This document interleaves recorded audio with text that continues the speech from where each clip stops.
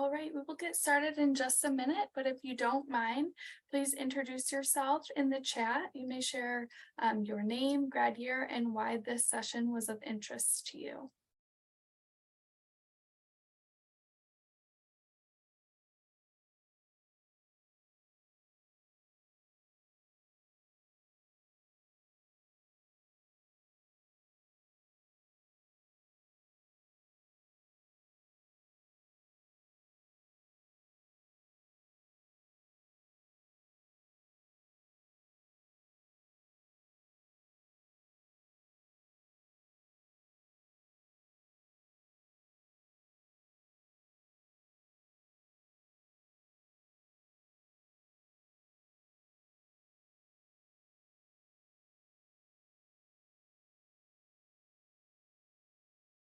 Okay, let's go ahead and get started.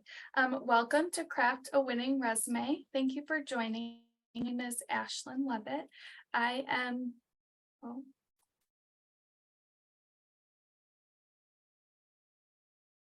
sorry guys, internet issues, of course, right? Even when I'm in the office. I'm gonna go ahead and stop sharing my screen and turn my video off, just so hopefully that will stop. Okay, so sorry about that. Hopefully this works. Like I said, thank you for joining us this afternoon. My name is Ashlyn Levitt. I'm the Assistant Director of Events and Volunteer Management for the Alumni Relations Office. Tonight's workshop is the third installation of our new graduate career programming series. With the support of our fellow GVSU alumni, Liana, Cordell, and Julie, we are able to offer you in-depth career support that is specifically catered towards recent graduates and Grand Valley alumni searching for a postgraduate career. Before I hand it over to Liana, Julie, and Cordell for the introductions, I'd like to share a brief outline of this afternoon's program. Throughout the program, our speakers will rotate through breakout rooms. We will have 2 breakout rooms and 1 session happening in the main room that will be recorded. Each session is facilitated by a GVSU alumni leader, and each focuses on different learning objectives.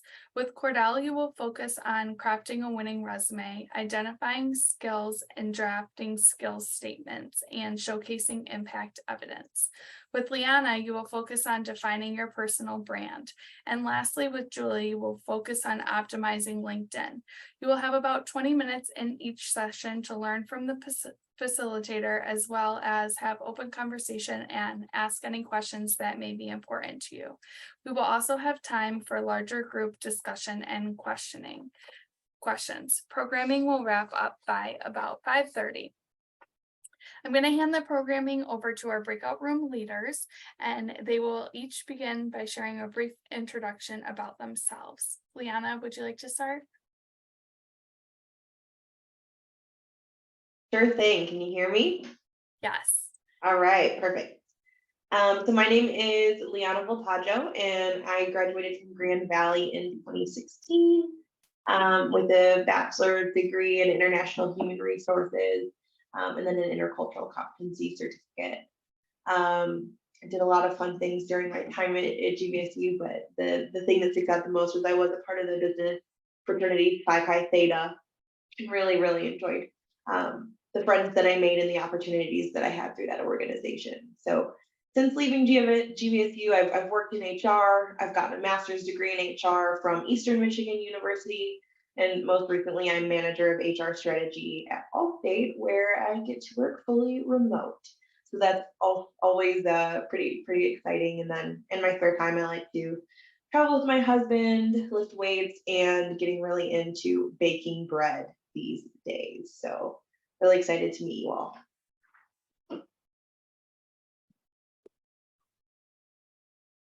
Cordell, would you like to go next? Yeah, sure thing. Cordell Zachary. My pronouns are he, him, his. I'm from Detroit, and I got my bachelor's in advertising and PR at Grand Valley State University in 2016.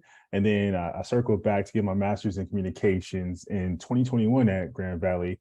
Right now, I am a lead diversity consultant at Wells Fargo. Literally started the job last week. So when you think about like finding a job, I got a lot of recent experience. So really excited to share some of my experience with you all. In my spare time, I enjoy content creation, vlogging. I'm a Hufflepuff, and just trying out new restaurants and foods. I'm in Houston, Texas, so that's been really fun. So yeah, that's a little bit about me. Thank you, Cordell, and congratulations. Julie, would you like to introduce yourself? Sure. I'm a Hufflepuff also. So, hi guys. Yes. So my name is Julie Quick, and I'm actually in Grand Rapids, Michigan.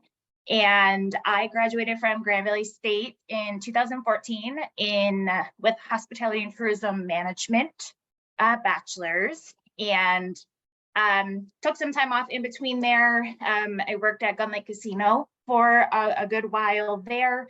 Started getting my hands a little wet in human resources, started to realize that I really loved that. Transitioned, actually moved down to Indiana and worked for the University of Notre Dame. And during that time decided I was going to go back to school. So I attended Villanova University and was able to get my master's in human resources development in 2018.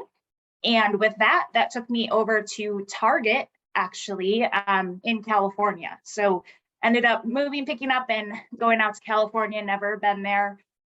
Lived out there for about 5 years, just recently came back.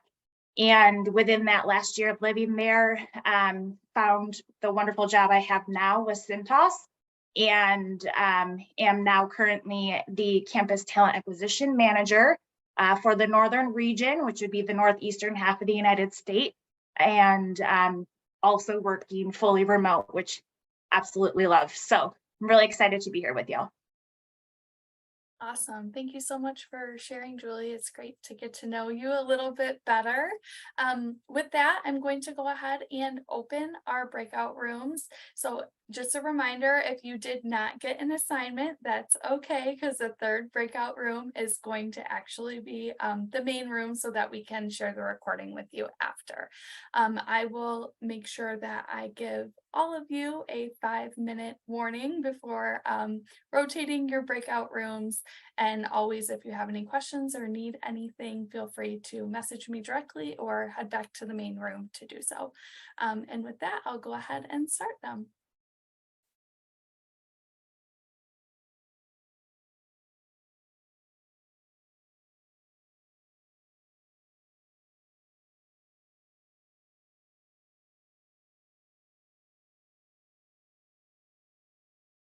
All right, so we must be in the main room. Woohoo!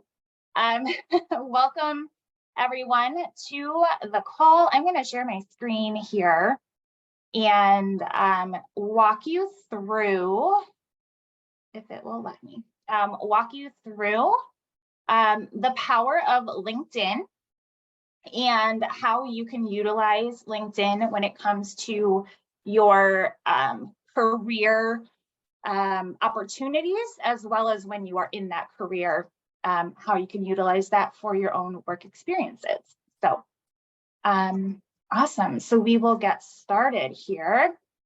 So I had already introduced myself, but this is my LinkedIn here. So if you would like to add me on LinkedIn, please do. I love making those connections, especially with GVSU grads. I forgot to mention, I'm also on the alumni board for GVSU. So if you're ever looking to get involved on campus, please let me know. But a little bit about me there. So been at Cintas for 1.5 years. I have 9 years in human resources. I got my bachelor's from Grand Valley and then my master's from Villanova. All right, so LinkedIn. LinkedIn is the world's largest professional network with more than 875 million members in more than 200 countries and territories worldwide. LinkedIn is more than just a social media platform. It's become one of the leading tools in job search and recruitment. I know from experience when I was, I believe in my senior year at Grand Valley, LinkedIn had just started to kind of come around in a way. It started to get bigger. And it was actually one of our class assignments to go on there and start your profile. And I have to say that's probably one of the best things that I could have done for myself as a student, was to create that, because it opened up such a big world of different possibilities, of being able to see different jobs that are, in my experience, have been more tailored towards that person, or people that are coming out of school, looking for not just an entry level, but something higher. So it was probably one of the best things for me, like I said, to be able to put that together. So I've had mine at least since 2013 or 2014, and I'm still very, very active on it. So what can LinkedIn be used for? So like I said in the last slide, it's not just for social media. You can use LinkedIn to search for employment for you or for those that already are in a position. You can use LinkedIn to put your job opportunities out there for others to find you. You can use it for networking. Once again, this is a worldwide platform, and you can make connections all over the world. And some of those connections can lead to some really great opportunity for you. It's also a really great platform for self-branding. And this is self-branding that is different from your Facebook or your Instagram or your link or your LinkedIn or your TikTok. This is going to be your professional branding. And so we'll talk a little bit more about what you should be using and putting on your LinkedIn. And then you can also use LinkedIn for e-learning. They have multiple courses that you can do, from technology to communications, to personal development, things like that, that you can actually do right there on the platform, and actually showcase that on your profile that you've done those. So let's dive a little bit into the employment opportunities. So on LinkedIn, we can use this for recruiting, like I said. So over 57 million companies are going to host more than 15 million active job listings. And 87% of those recruiters and hiring managers actively use the platform in their search to find potential candidates. Over 1 million job applications are uploaded to LinkedIn each month. And then every minute, 6 people are recruited through the platform. So that's 35 million individuals have achieved success in their job search through a LinkedIn connection. I can attest to this on both sides here. So as a talent acquisition manager for Cintas, I actually do actively use LinkedIn. And what I'm looking for when I go to LinkedIn is going to be that ideal candidate that's going to fit the need that I'm needing to fill. And I am going to get better candidates through LinkedIn than I would from Indeed or any other job search platform. I would rather go to LinkedIn because I know I'm going to get that quality person. And on the other side of that, I've actually gotten about 3 of my positions that I've had, including my Cintas one, through a connection through LinkedIn. So it was a matter of seeing that job on LinkedIn for one, and seeing who the hiring manager was, reaching out to that hiring manager and just showing them that I was interested.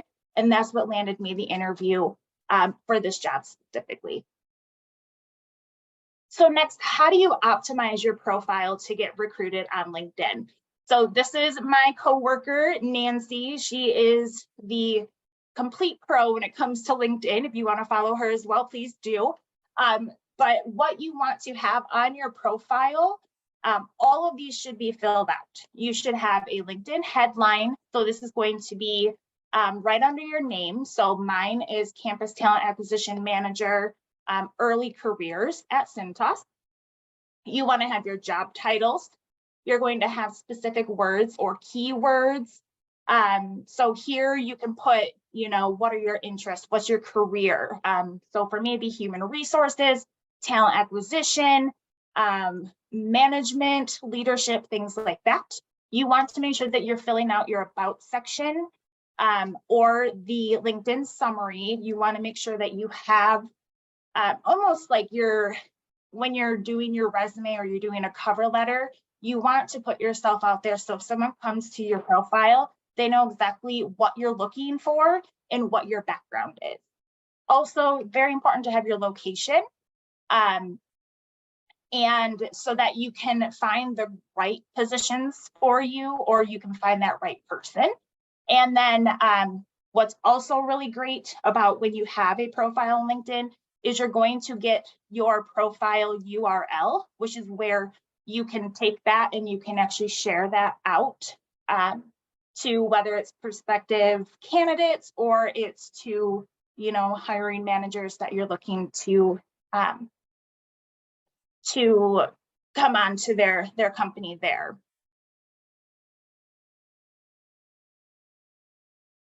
All right, so then you can see here how each of the experiences are going to be on here.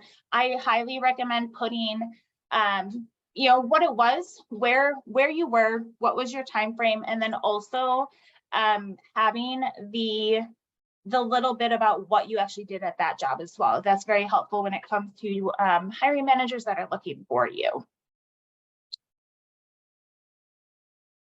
All right. Sorry, it didn't go through. There we go. Okay. So also with LinkedIn, when it comes to the employment aspect of things, it gives you the opportunity to research those companies. So you have a company that reaches out to you and says, hey, Sarah, I would love to have an interview with you this Friday. You know, is this time work for you? You guys, you plan on that day, you get ready, you're getting prepped for that. I would highly recommend using LinkedIn to research your company. So the LinkedIn company pages are updated more often than the company websites actually are. Companies are using LinkedIn a lot more than they are for their professional websites, only because it's quicker. It's a faster way to get out there in front of their candidates. So you're going to find the most up-to-date information on those LinkedIn profiles. The company pages will feature relevant topics and trends, products and services, community service efforts, and company accolades. You can also look up the people that you'll be interviewing with to prep for your interview. I love going in and finding that person and getting to know a little bit about their background and asking a couple things during that interview about that, so that they know that you're interested and that you actually took time to learn more about that company and that person. And then you can also learn about other employees that work with the company as well. The next aspect that we would have that you can use LinkedIn for is going to be networking. So with networking, you can grow your network. So you can invite to your own network. So having, you know, your coworkers on there, your schoolmates, things like that. You can connect with old contacts. So maybe there's someone you knew from a company back in the day. You want to look up and see if they're on LinkedIn. You could do that as well. You can send a message to and connect with aspirational connections or influencers in your field. And you can join groups based on your profession or interests. So you can join the Alumni Association LinkedIn. You can go in and, so for me, I can go in and find any HR-based groups, things like that. And I would join those to be able to network and engage. And then this opens the door for you to be able to engage with those people. So you can start by engaging with posts or adding relevant content, recognize or celebrating the coworkers or team members via those comments, posts, or reshares. And then you can also stay connected with coworkers. So this is a great way of building your brand, which will be the next thing that we talk about.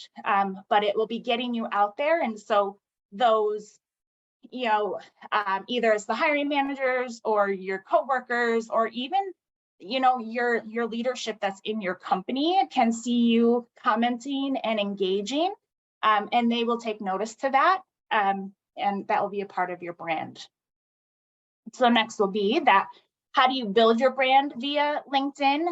I think this is probably the best thing. Like I said, I've been able to find my opportunities through LinkedIn, and it has been from making sure that I've been branded well. So create a captivating profile.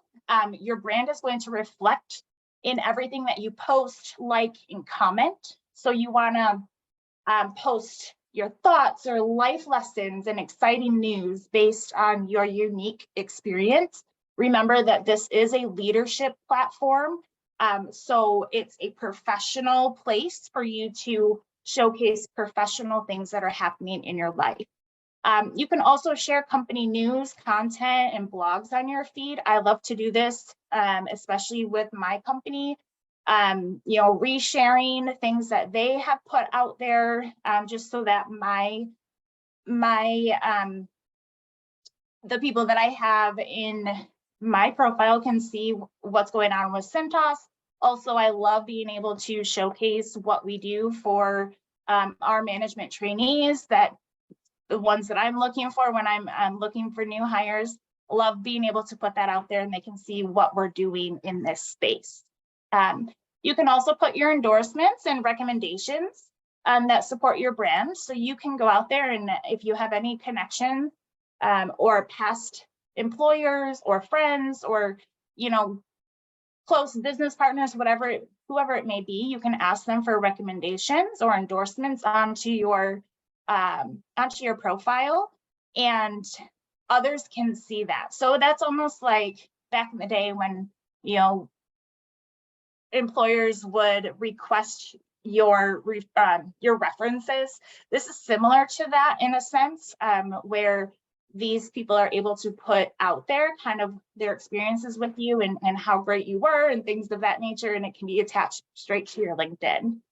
And then you have the ability to reach 500 plus connections. So I know that I don't know 500 people off the bat, like I don't have 500 friends, but on LinkedIn, you can have 500 plus connections, and these connections, like I said, can be all over the world, to where you're able to get yourself out there and get in front of these people. And you never know where LinkedIn or where your personal brand can take you. Your next job opportunity or your next career opportunity could be within one of those connections that you're just acquainted with. So always keep that in mind. And then the last one that we had that LinkedIn is really great with is going to be e-learning. So you can grow your knowledge through LinkedIn. So you can learn from the posts of your connections that include leaders, experts, and business owners that share on LinkedIn. You can join groups on LinkedIn for the latest news in your industry. You can utilize LinkedIn's resources and LinkedIn Learning to freshen up on your skills. LinkedIn Learning Hub offers 16,000 plus courses that are free for you to go in and brush up on those skills. I know there's an Excel one in there. I think I've tried to do that. And there'll be like a test at the end so you can test out. So I know there's Excel, there's going to be PowerPoint, there's a multitude of different courses that you can actually take on there, and you can then add that into your LinkedIn profile.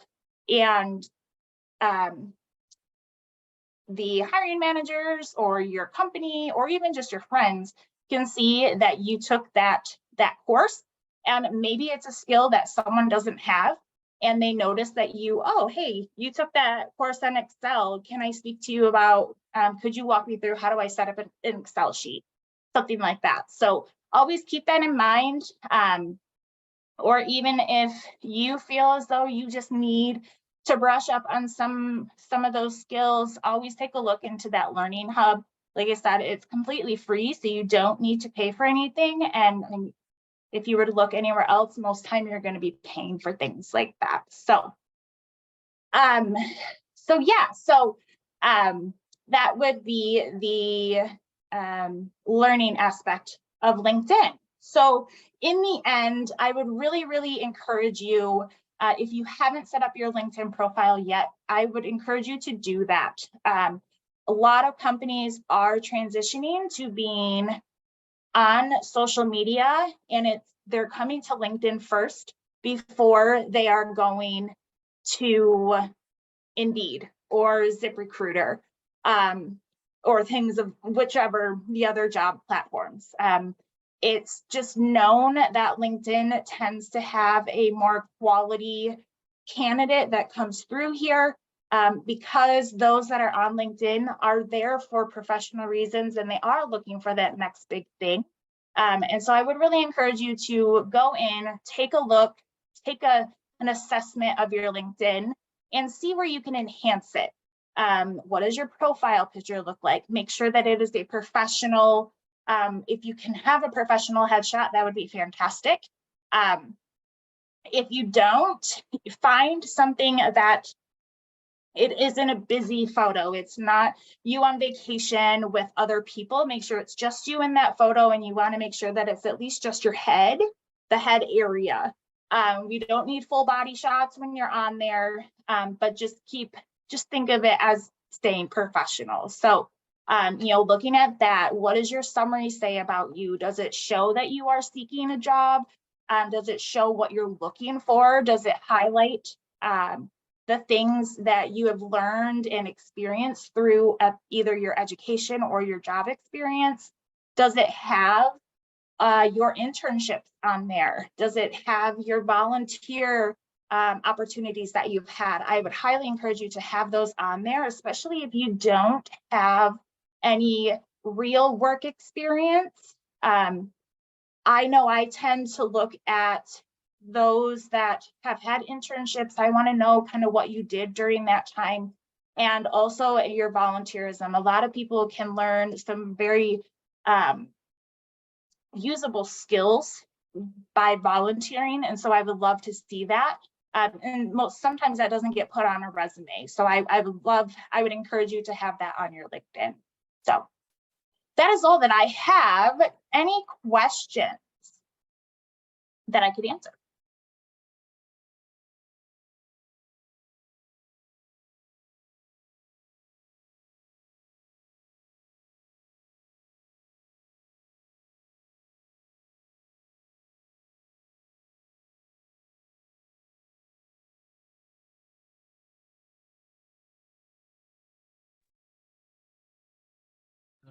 Can you hear me okay?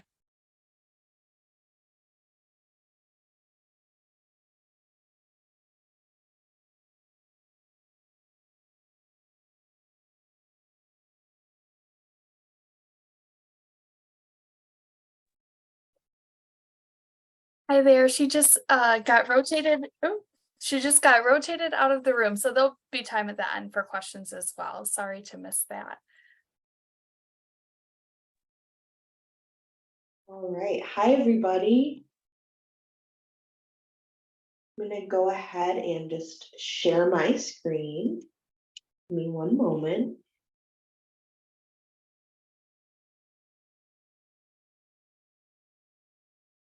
All right, is everyone able to see?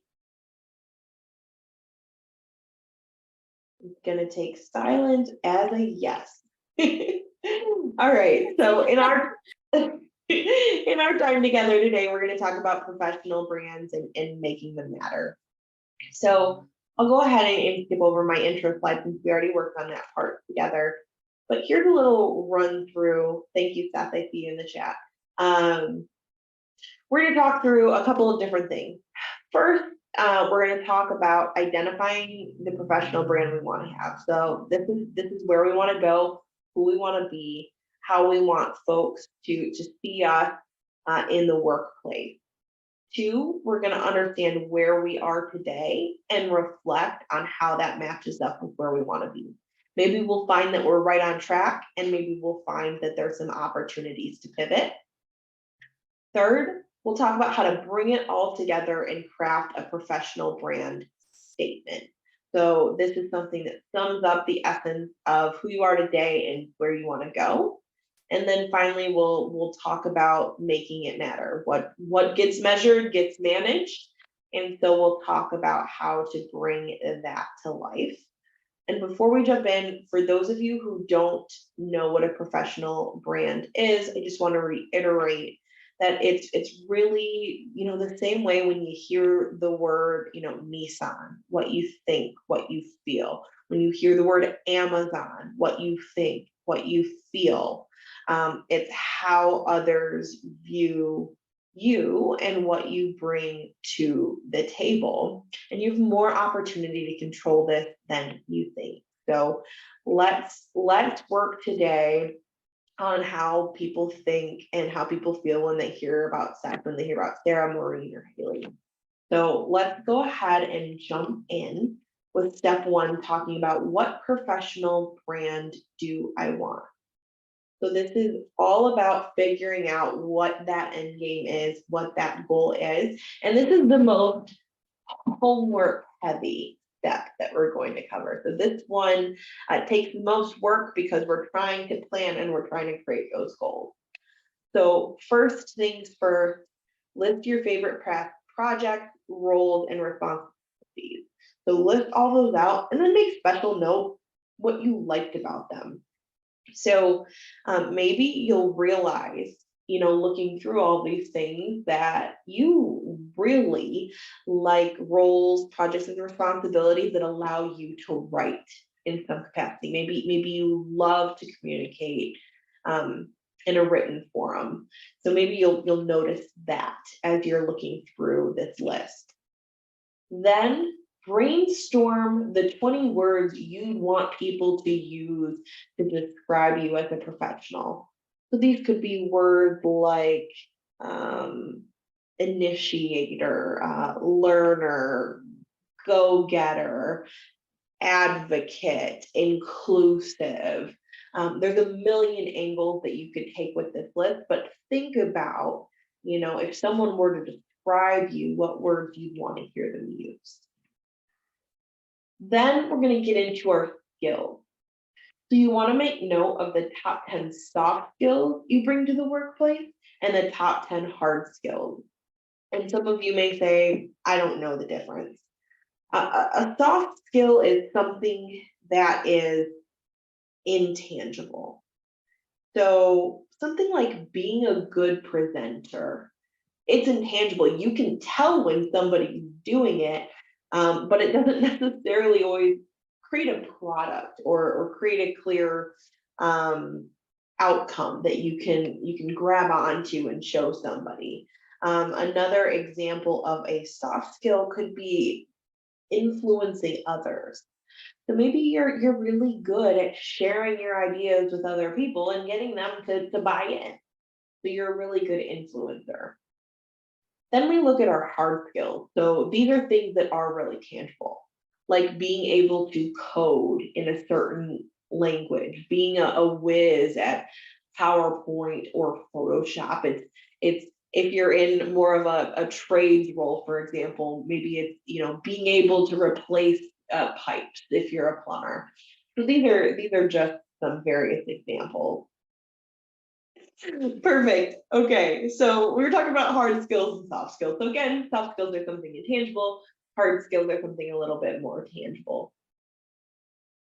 And then the last part of understanding what professional brand you want is analyzing. So once you've done these first 3 steps, you've done a lot of work. You've pulled together a lot of data, a lot of information.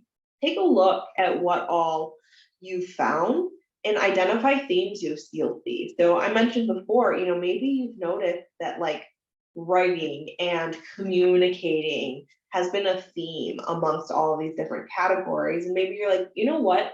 Being a communicator is a huge part of being fulfilled as a professional for me.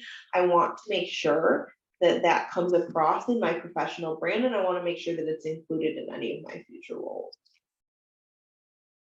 Let's move on to step 2.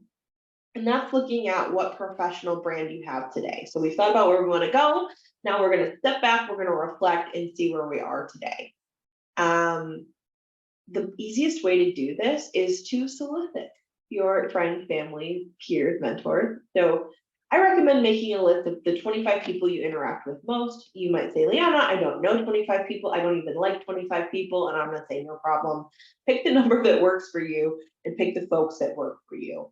A little recommendation I have is, 10 colleagues, 5 friends, 5 family members, and 5 folks from other areas of your life, which could be, maybe for someone from your church or someone that you play on a rec league with, someone that you interact with perhaps a little bit more casually.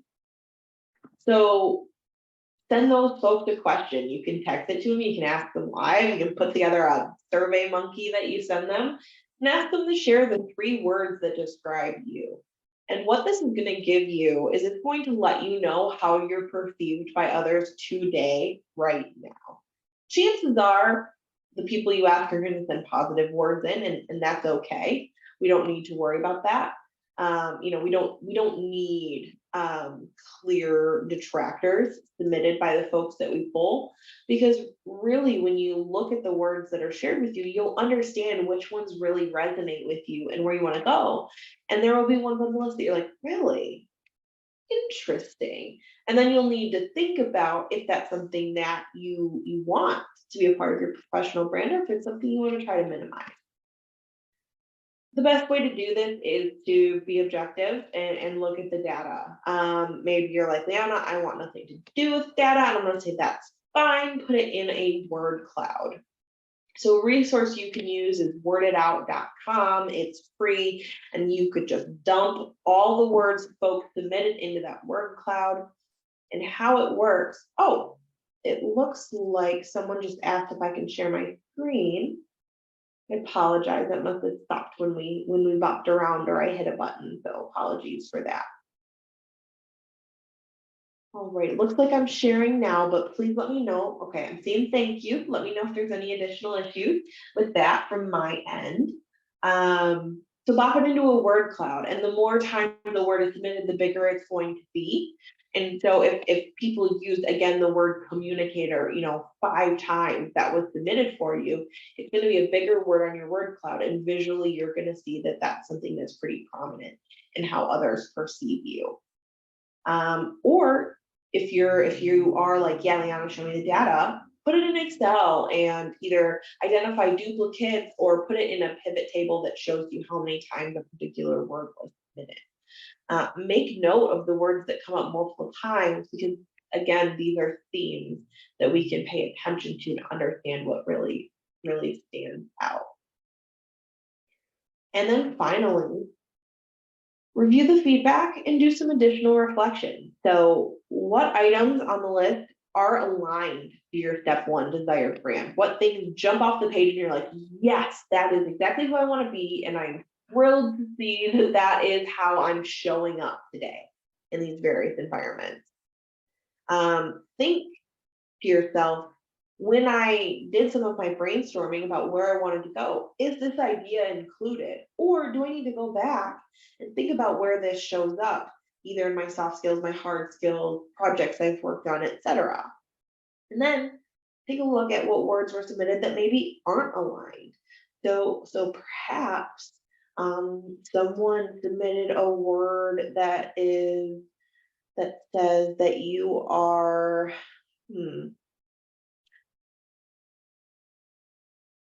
maybe that you're inclusive. This is one actually that we did on an activity recently, inclusive. And you're like, that's not aligned. I didn't consider myself as inclusive, but let's think about whether or not that's important. And I want to make sure that continues to show up. Or maybe you'd say, you know, for certain words, you know what, that's a great word, but that's not what I'm going for. And so we need to think about ways to lean into our strengths and perhaps minimize those things that are less important to us. And so how we'll decide what that source of truth is through crafting a professional brand statement. Looking at all your notes, looking at the words others submitted for you, looking at what you put together for yourself, answer a couple of questions. How do you describe yourself? So your characteristics. What are you good at? So your tangible skills. What do you like to do? Who does it impact? And how does it impact them? Why does it matter? And what value does it add? So the answers to these questions from the data are what would allow you to craft your professional statement. So maybe you're going to say, you know, I describe myself as someone who takes initiative, someone who is inventive, and someone who's a good communicator. And I absolutely kill it at making PowerPoints and video presentations and communications plans. I love to do that for nonprofits, particularly nonprofits that serve underprivileged areas. And it matters because these communication plans are what makes us really great at gaining additional funding. So maybe you'll take the answers to those questions to craft a professional brand statement that's really powerful about who you are, what you like to do, where you want to go, and why that matters. Once you have all those questions, again, we want to make it simple. So just 2 to 3 sentences that capture the essence of all of the data that you've collected, that someone can walk away with and they can go, yep, that's Sarah, that's Seth, that's Maureen. And it really just distills it down and is poignant and clear. Finally, let's talk about how we make it matter. So you're going to craft this professional brand statement, and then you're going to want to ask for feedback and iterate. So just like your LinkedIn profile, just like your resume, ask for someone to take a look, ask them how it resonates with them, and over time iterate. Remember that feedback's the gift. So maybe someone will tell you something and you're like, never mind. But maybe they will tell you something that you're saying, yeah, I'm going to make a little edit here and there. Put it your professional brand somewhere you can see it. It can be out on your LinkedIn profile, it could be your desktop background, sticky note on your monitor, whatever works for you, but keep it front and center so it stays top of mind. Then create an action plan. So think about what you can do to amplify your strengths and continue to shine brighter. And those things that didn't resonate as part of your brand, think about how you might be able to minimize those items.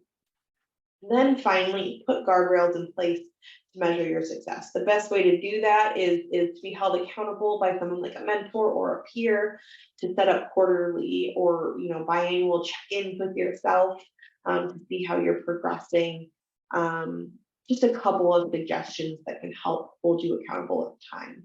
Now, I did see that we have a reminder, I think 2 minutes, that just went up on the screen. So I do just want to go ahead and pause here. I'm going to put a summary slide up and ask the group if they have any questions.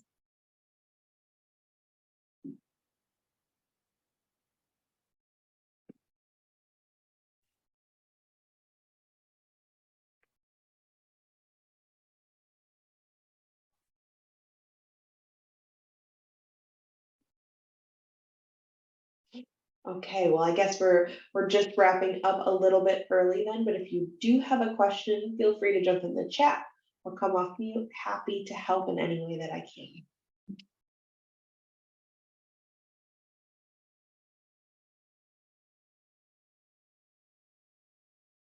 can.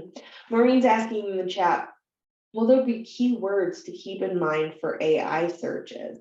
I think that's a really great question, Maureen, and the best way to do that, to understand what those keywords are, is to pull them from the job description that you're applying for. So maybe, go on to LinkedIn, find 10 jobs that you would apply for, dump those into a word cloud and see what words show up really big.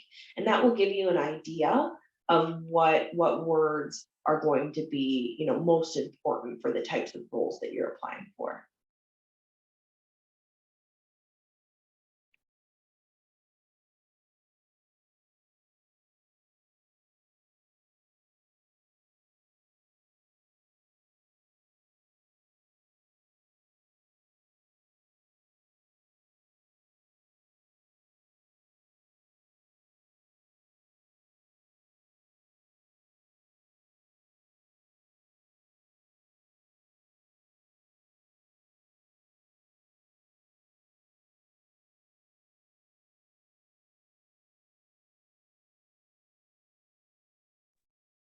Hey everyone, how are you doing today? Lovely. Yeah, well, it's good to see everyone in this session. Luckily, they say the best for last. And today we'll be talking about how to craft a winning resume. It sounds boring, but I think when you can craft a winning resume, you have really great odds to get that job. So I'm going to go through my presentation. Feel free to stop me. I have some indicators on if this presentation is successful, it will be this, but I think the presentation will be successful if I hear one of your voices or if I can answer a direct question. So please ask any questions that you'd like, but I'll go ahead and start sharing. And Hopefully, can you all see my screen? Give me a thumbs up, a thumbs down, whatever you like.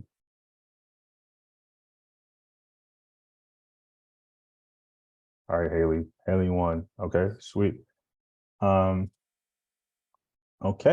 Thanks, Sarah, too. Just saw your chat. Okay, cool. So crafting a winning resume. This session will be successful if you leave with tips to make your resume more attractive to recruiters.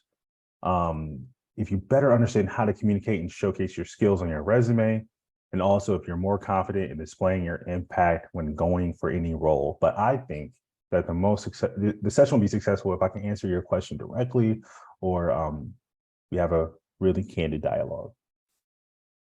So a little bit about me. From Detroit, specifically Southfield. I just like to say Detroit. I'm living in Houston, Texas currently. I previously moved to Atlanta before that. Houston is very hot, but I love it. I graduated with my degree in advertising and PR in 2016. Shout out to summer 2016, the best summer in my opinion. And also I got my master's degree in communications in 2021. And I was able to get my tuition paid for by Steelcase. Very fortunate to be able to do that. I encourage anyone, if you have an employer who does just employer matching for tuition or can help pay for that, go for it. The master's degree has helped me propel my career. So definitely go all for it, especially at MBA. It's a great place to be. I work at Wells Fargo as a lead diversity consultant. And in that role, I think about DEI strategies to help us make our workforce more diverse through recruiting partnerships, through career fairs, through events, through job boards. So I work with talent acquisition and DEI. So I have a really cool perspective on recruitment, but also employer branding and all those fun things. And lastly, I'm a champion for change.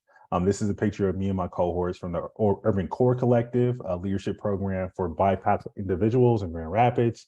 I'm a big champion for looking at how can we enhance the communities that we live, work, and play, and I'm going to always do that. All right, I'm going to need some crowd interaction with this one. So how much time do recruiters spend looking at your resume? I'll take any guesses. How much time do you think they spend looking at the many resumes for all the jobs that they hire for? Any guesses in the chat?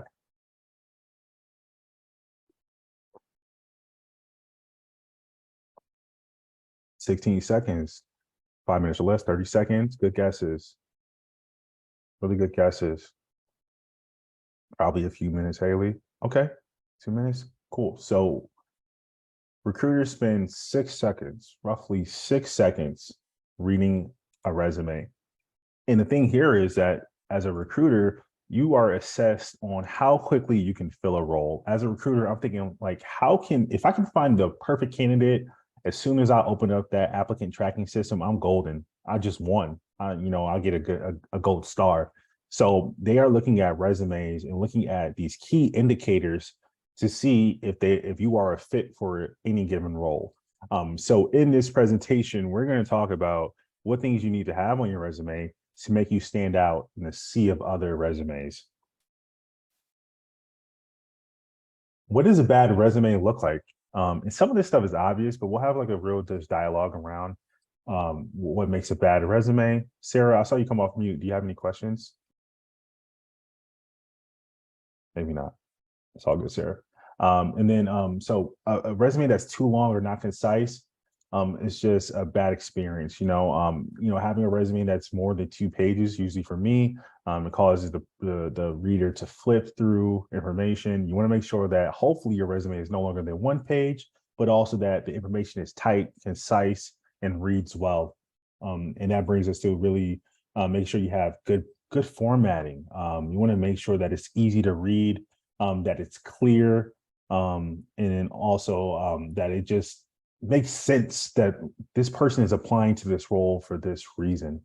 And then also not including metrics or data. You want to make sure that you have metrics, data, numbers in those bullet points, so that they can understand the impact of the work that you did. So making sure that it's evident of like, hey, this person was impactful at the last job that they were at. They may have just worked at the Lanthorn, but they had a really good social media campaign that they did at the Lanthorn, and it helped increase viewership. Those things need to be addressed in your resume. And if you don't, it makes me wonder, are you a fit for this role? Are you a good candidate? Then also make sure you have vital information is important. Make sure you have your name spelled the correct way, the city that you're living in or that you want to live in. Those things are sometimes lost in all this. So make sure you have that. And Maureen, you asked, can you address the role of AI screening for resumes? Yeah, Maureen, I think that's a really good question. And as a recruiter and previous recruiter, I haven't seen that shown up into ATSs just yet. I still think that, organizations are going to want to be really hands-on when they look at talent and assess talent. But I do think for more high volume roles, those entry levels, those ones where, you may be at a larger organization and it may have 100 of these roles, they may start to look at AI screening for resumes. I'm not sure if that's what you're talking about, looking at how employers assess talent through AI programming. I feel like that's down the line and it's not introduced yet, but I do think AI does a really awesome job of assessing how you can improve your resume. Also, I've used ChatGPT to think about what roles I'd be good at based on my resume. So I think AI is more of a tool that we can use as talent so that it can help us get viewed by the recruiter. I've heard there are keywords you have to include to even have your resume viewed. And Maureen, I'm guessing you're talking about those keywords that are in a job description to even have to go through the ATS and get matched up with the job. I think you're talking about that, correct? Yeah. I do think that there are probably more rigid systems where they're throwing your resume out if it doesn't even the system will kick it out if it doesn't match up with the system. I haven't been a part of an organization that used an ATS that was so systematic where they identified that this resume didn't match, but I do think it's very important that you use the keywords that are used in job descriptions so that you get a better chance with that recruiter, the system. So when we look at Ham's resume, the resume is just it's vanilla, it has a lot of white space, and which is good if you don't have a lot of experience, but also you can use that white space more mindfully. Looking at this profile picture, I am a person that does not put their profile picture or picture of themselves on their resume. Personally, I'm not going to put it on there. I have thoughts about it, but some people do it really well. Ham did not do it really well. I think color is really important to think about, how do I make the color more, just cohesive, easier to look at. And if you look at some of his skill-based statements, he talked about, one of his examples for his work experience was that he closed roughly $500 in sales every week. And it can seem like a really good skill statement, but think about how can you talk about the situation? Needed to hit performance goals, and I hit those performance goals quarterly by getting $500 in sales every week by meticulously calling everybody in our Rolodex for California. I have no clue what salespeople do, and I don't really know how to word that, but think about how can I talk about what you did, why it was impactful, why it was relevant to the situation at hand, and what was the results of that. So yeah, not really feeling Ham's resume. Now let's talk about what a good resume is. And again, if you have any questions, feel free, like Maureen, to drop those in the chat. But if you think about what a good resume is, it's the opposite. So easy to read and concise. Again, you got 6 seconds. 6 seconds to get the initial just eye catch of the recruiter. And then in the interview, you're going to nail it because they're going to talk to you and get to know you. You need to have numbers to support your impact. And you can do that easily through skill-based statements, which we'll see a few of those. Make sure you have relevant work history and projects. Make sure you're having keywords that match the job description. I literally look at the job description and tweak my resume every time I submit a job. For me, if it looks at, some people say talent acquisition. Some people in job descriptions will say recruiting. So I make sure that I put talent acquisition or recruiting when I apply for a job so that people can match me up and say, hey, Cordell is the type of guy we want. And make sure you utilize white space well. And I really like Sophia's. I think it's pretty. I think it uses color well. I'm not a big color person on my resume, but I do use, I think I use about 3 different colors. I would try to be really tight with the color and not have it to take away from the story you're telling. But I think you can use color in a unique way. Again, I'm not putting my picture on mine resume, but again, Sophia did it really nice. I think adding location again, if I'm in Allendale right now, but I know I'm going to be moving to Dallas, or I want to live in Boston, I may put Boston or Dallas on my resume because that's where I want to work and I'm applying for Boston jobs. Putting LinkedIn on there is really important so they can just click that. And then when you look at this resume, you can see that, it doesn't have too much. I can clearly see that she is interested in, like, she has a history of banking. And I think I read an article the other day that said that employers are looking for continuity in your jobs. Like, are you in the same field? Do you have continuity in type of work? And if not, it's okay. But it's if you do have that, it's really cool to show that through a resume. Again, Sarah, I don't know, I don't think I'm good looking enough to have a picture on my resume, but by all means, if you like having that there, I think it's up to your discretion. But also LinkedIn is a great way to visually, kind of show yourself and have more words on that. And then in terms of how far back you should go, I think on a resume, for me, I do maybe my past 3 because they're relevant. And I think on the LinkedIn, you can go a little bit farther back. And I do think even if you had the same job for 20 years, maybe you had different titles in that, you can show that progression. But also if you had the same job for 20 years, just try to think about like different phases of that or projects. Or if you're at the same organization, if you had different titles through that. I think that's just what you got. So just try to work with what you got to the best of your ability. And I know we got a few seconds. The last thing is just making sure that we have some really tight skill statements. When we think about skill statements, is really using situation, task, action, results in those bullet points. So think about the situation. How did I help address that situation through my actions, and then the result of that? And again, the applicant tracking system, like Maureen talked about, we all use applicant tracking systems for resumes.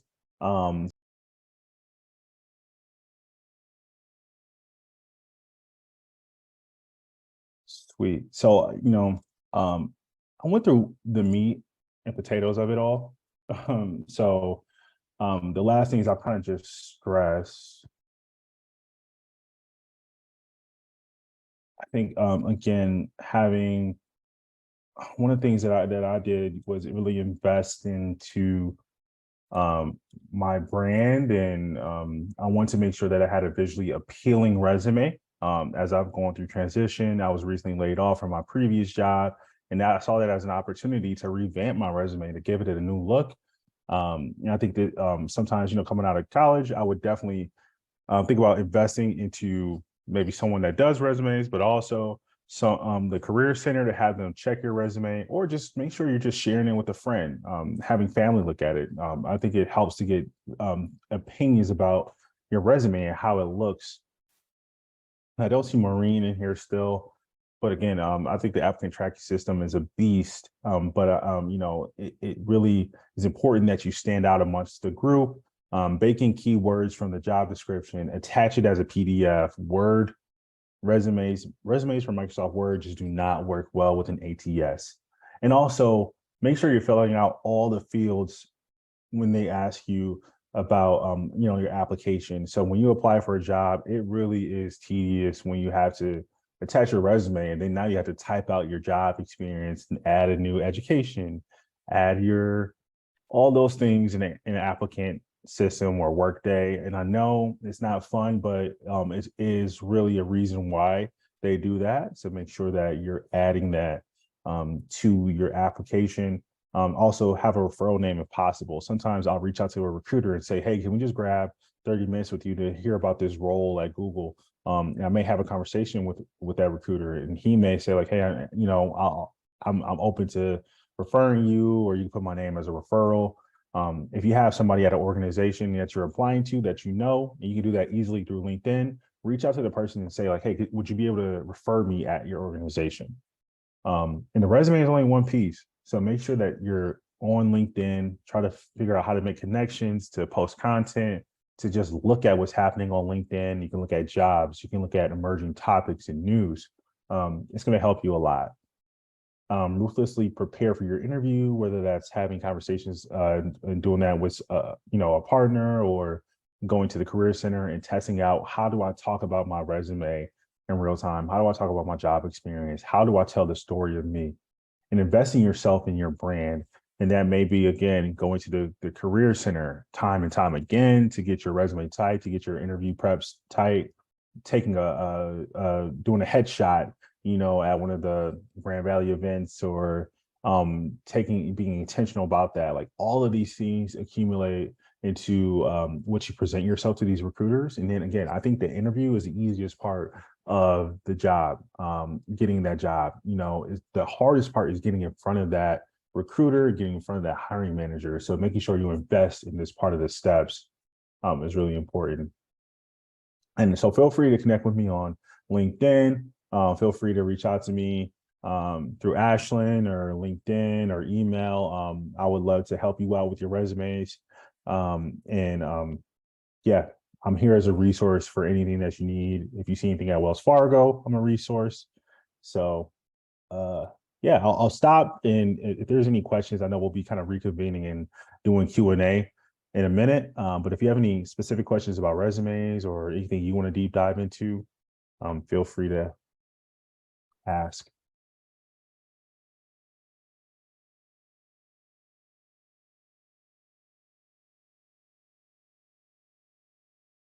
One thing about AI, and I'll send my email in chat. And I think one thing about AI is really cool is, like, again, I kind of like put my resume into Chat GPT, and it gave me, maybe I can show you all this. I'm just spitballing here, but it gave me the roles that my resume match up with the most based on what it is. And I think it's a good test to see, like, okay, is my resume giving what it's supposed to give? Like, is it giving, is it aligning to the roles that I'm interested in? So it could be a really cool way for you all to say, like, does my resume make sense? If I want to be a communication specialist, why is it at number 6? Like, how do I get it to number 1? So I think AI can be scary, but I also think it could be a really cool tool to start to use to help you just enhance your resume. Now, I'll drop my email in the chat.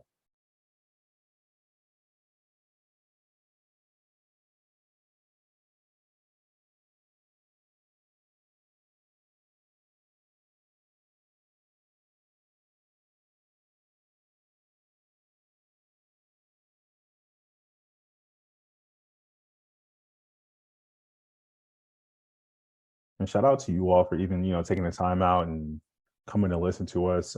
It's really important that you're thinking about, how to prepare for the workforce.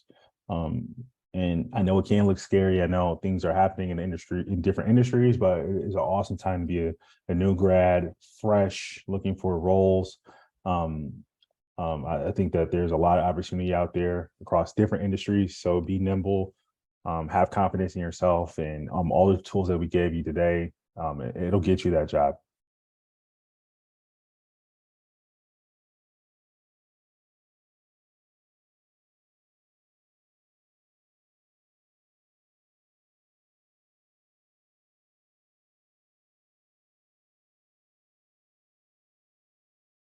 Welcome back, everyone.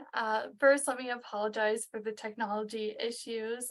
Thank you so much for bearing with me. We had a automatic close set for 30 minutes. And unfortunately, once the meeting was open, there was no way for me to change that in the settings. So I appreciate your flexibility and ability to pivot, especially to our presenters who were disrupted. So thank you for that.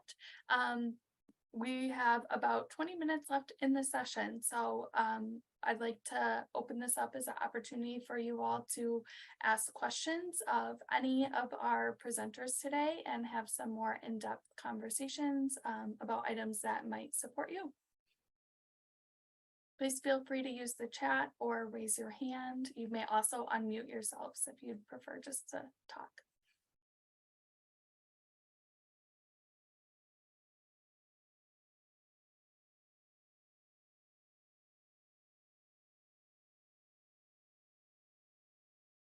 I'll go ahead and get us started. So I know we previously had a session on relocation. So that is an interest to a lot of our new grads. If they are looking for a job out of the area that they live now, do you have any recommendations for how they would go about doing that, either on LinkedIn or through how their resume might look a little bit different? Yeah, I can chime in. For me, I kind of express on the resume. It's a great way to start to put your location out there. For me, I knew I wanted to transition to Houston even before I had a job in Texas. So I did put Houston, Texas on my header. And then when you're having a conversation with those recruiters, be candid of like, hey, I'm relocating either on my own fruition or I'd be interested in relocation. I think when you're applying to those areas for jobs that you're interested in a different city, try to like match up your resume with that. So you can open up the conversation, and even if they said no, at least you're getting in front of them and they can reconsider and say, hey, maybe we can give those relocation dollars to that person. Employers do typically, depending on size, have those relocation funds, depending on what type of organization you're at. So I would introduce that to the conversation, maybe put that as your LinkedIn or your resume if you are interested in relocating. Yeah, I can piggyback off of that coming from the LinkedIn aspect of it. In LinkedIn, when you are searching for jobs, you can actually set the location that you're looking for, and you can actually do it more than one. It doesn't have to be just one. You can put different ones there. So I would highly recommend when you're setting that up, you're doing your keywords, key jobs that you're looking for, put in the location, and in your summary that you would have on your LinkedIn profile, I would also pop that in there as well, that you're open to relocation in this area, this or that. And then lastly, since LinkedIn is such a great tool to use when you're looking for employment, if you apply for a position through LinkedIn, there's going to be that hiring manager's name there. I would encourage you to reach out to that hiring manager, introduce yourself, let them know a little bit about you, and then let them know, I'm currently in Grand Rapids, Michigan, but I'm looking to relocate out to the West Coast. I would love to talk to you a little bit more. So. Thank you for sharing. Any other brave souls have questions or comments?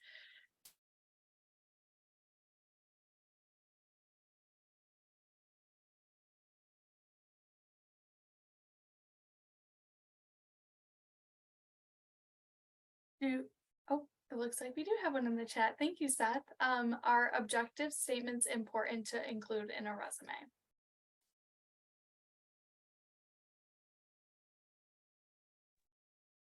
Yes. Yes. I was gonna say, I could see us all shaking our head. But yes, it is still important to have those objection statements in there.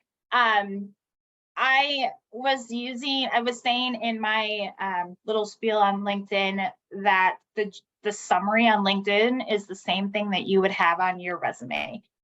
You want the person, the employer or the job, the hiring manager to know what skills you have, where you've been, and what you're wanting to do. So I would leave it, if others want to chime in, but I usually go for about 3 to 4 sentences, but very powerful 3 to 4 sentences, highlighting what you've been doing, some of the skills that you could bring to them, and then what you would like to do with that company. So yes, it is important. Yeah, I echo Julie. I think the only thing that I might add is that one thing I've seen folks do that's worked out well for me is utilizing a professional summary. And so rather than saying, you know, I'm interested in X job at X company, as Julie mentioned, it's really more similar to what you'd have in your summary section on your LinkedIn profile, really saying like who you are and what you bring to the table, what value you drive. And for me, it's the piece of the resume that I change most per jobs that I apply for, because think of that area like the opening paragraph to an essay that you'd write. So just like you want to, maybe your English teacher said to hook the reader, you want to hook the recruiter. So you want them to read the couple of blips right at the top and say, ooh, this person sounds pretty good, and slide you into the S pile.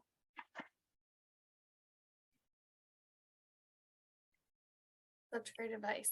I'm going to hold space for a couple more questions. And in the meantime, oh, it looks like we already got one. Great. Marissa asks, how do you craft a LinkedIn profile to show that you want to change careers? She is currently working in higher education, but wants to transition to remote admin work, social media management, or education consulting.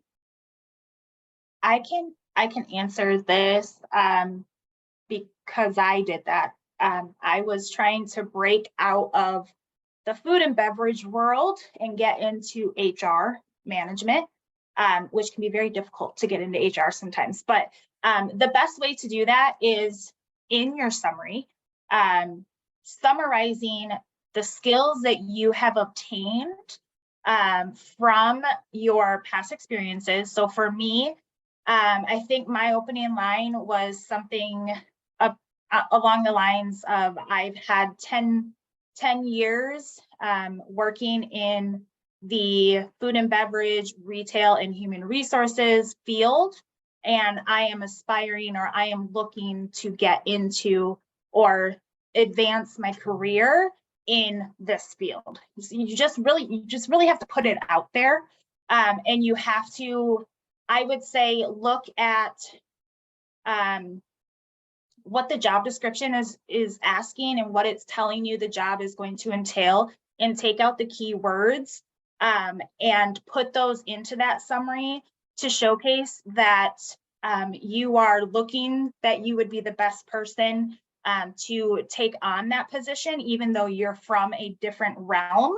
But if you're able to utilize and show that what you've done in the past can work and works kind of seamlessly with what you're trying to go into, you shouldn't have to worry about trying to make that switch. You're going to find, regardless of what field you're in, you're always going to have skills that will transfer into that next position. So I would say it's just a matter of showcasing the experiences that you have, and then putting it out there that you can bring X, Y, and Z to this new position. And that's all great. And I don't have much to echo off of Julia. I want to add on. She mentioned something before of like being able to change, like there's a banner feature of saying, hey, I'm open to work. I think leveraging that is really good. When you have LinkedIn Recruiter, people can see that. And also you can put those multiple roles, locations that you're interested in. So it's really easy for people to consider you for the roles you're interested in. Also, you can do it, even like, if you have LinkedIn Learning, or if you can get access to that. I've seen people say, hey, I just took this course on data analytics, and maybe they're interested in data analytics, and they push that. Like, I had the certification. They'll share a news article. I think there's ways to become maybe even a thought leader, or to say like, oh, this person is interested. They're learning in this field, and that can help get the attention of a recruiter. But Julie has some great just tips on how to really do it systematically. But that could be a way to add on to that. And it's a great, I guess it's the best reason why you should connect with those hiring managers as well. So especially if you're worried about that, it's just a matter of messaging them and saying, hi, my name is, this is what I've done, this is where I'm going, this is what I would like to do. Can we have a conversation? And then you can talk about it a little more. Just break the ice.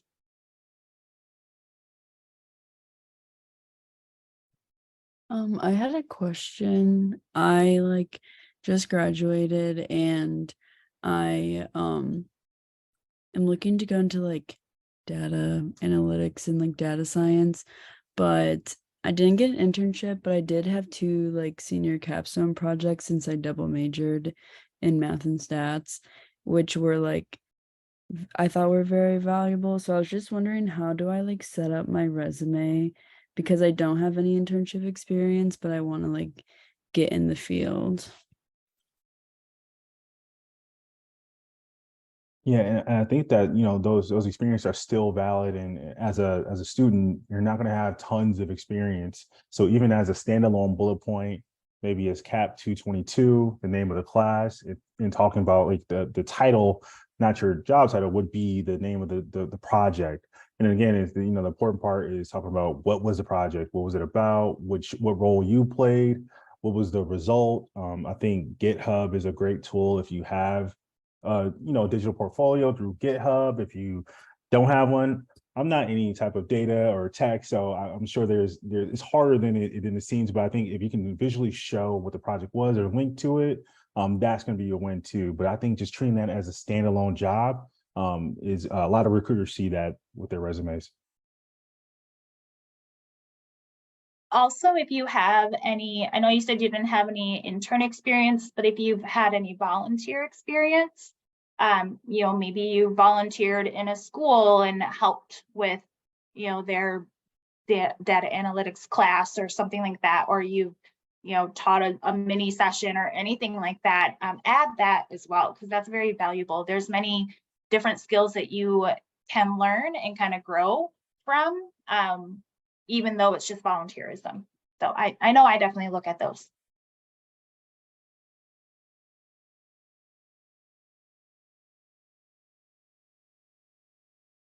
Thank you, Haley. Any other questions? We have time for 1 or 2 more.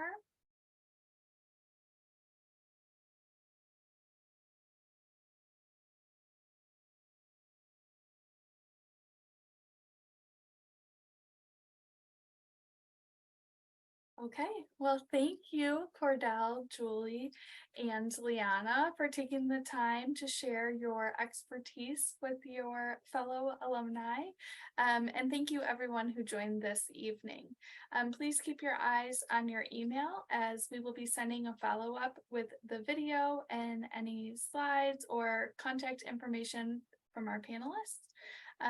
Please consider joining us for additional programming. This career series is available to all alumni, and the final session is evaluating the job offer. That will take place in 2 weeks on Tuesday, June 20th, again, virtually at 4 p.m. That program will include a panel discussion featuring HR professionals and GVSU alumni. They will address how to evaluate the job offer, basic budgeting, responding to a job offer, and negotiating a job offer.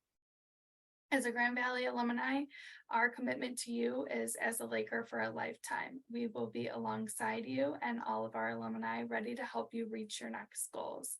No matter what stage of your life or career, you can turn to us for a lifetime of support. We encourage you to tap into your resources as well as your alumni network. Please check out our website, gvsu.edu/alumni, for future events and resources similar to this. And thank you again for joining us. Thanks, everyone. Thank you. Thank you.